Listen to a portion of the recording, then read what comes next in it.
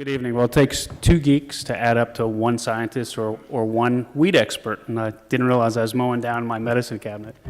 I'm Jason Hardebeck, gb.tc, and this is Chris Tonjes. I'll let you jump in. We're going to tag team on our talk, so any tap dancing. But why don't we get rolling? So I want to talk about innovation. It's a very overused word, and it's one of those things that everybody thinks they know what it means. And usually for us, it's something like this, right? It's a smartphone, an iPhone. I can download apps, turn my iPhone into a compass or a flashlight, or maybe a weed identifier. But is that really innovation? I mean, innovation is about applying new thinking to old problems, but is that really a problem? So we live in a city full of lots of challenges and problems, and it's our contention that innovation should matter. And we wonder why it's so difficult to innovate on a civic level. Why is it so difficult to try new things? I mean, I can get an iPhone app, hear about it or read about it online and download it in the next 30 seconds. But it can take years to take a paper form and save it as a PDF and still have to print it out, fill it out, and mail it in. And the real reason here is that innovation requires risk. And governments are not designed to risk. They're designed to actually minimize risk and encourage stability. So if we're going to innovate in a meaningful way on a civic level, we have to reframe the notion of risk and innovation. And you start by starting to identify these problems and challenges as opportunities and as resources.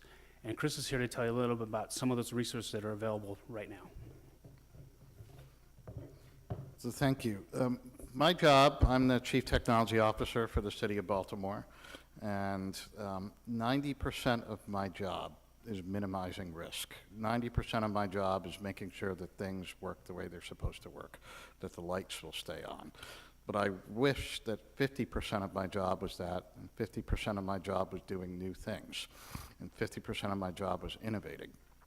So one problem area or growth area or potential area of partnership is helping with our parks. Baltimore has a wonderful civic asset in that it has over 6,000 acres of parks and green spaces. 300,000 trees are in those parks. There are 17 parks located throughout the city. There are 12 neighborhood pools, and there are over 100 sports fields.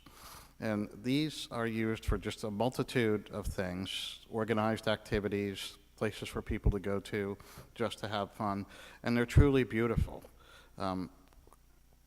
What can we do to expand on this as an asset? What can we do to manage it? What can we do to make them better? What can we do to allow more people to have input into planning around parks?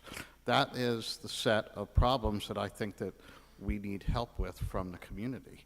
We need help planning maintenance. We need help permitting. We need help doing all kinds of things, and there may be things that I don't even know about or the city doesn't even know about that we need help with.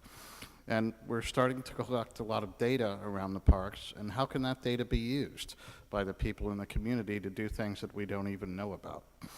So I look at this as the beginning of a series of public-private partnerships, and there's the governor in a public-private partnership, to find ways for people to participate and work together to solve problems. So we'll close with the real intent and the purpose of this talk, and is to announce a new program called Hack Baltimore.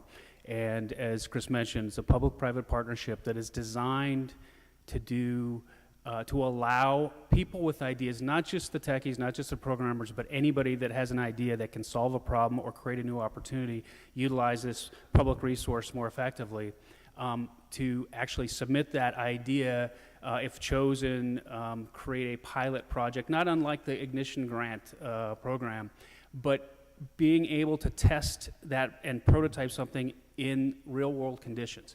And the ultimate goal is to find those ideas that make the most sense, that can scale and can become self-sustaining, and ultimately can provide the potential to be a product or even a company that grows beyond just that means. So the idea here is to take the innovation and the creative thinking and apply it to real need and real world opportunities, and that's right here in our city. And as of tonight, the website should be live. The link's coming up. Real easy, hackbaltimore.com. We're kicking off the program basically now, and the first kind of inaugural project will be around the Department of Recreation and Parks. We'd invite all of you to take a look, and if you've got some ideas, please, we'd love to hear about them. Thank you very much.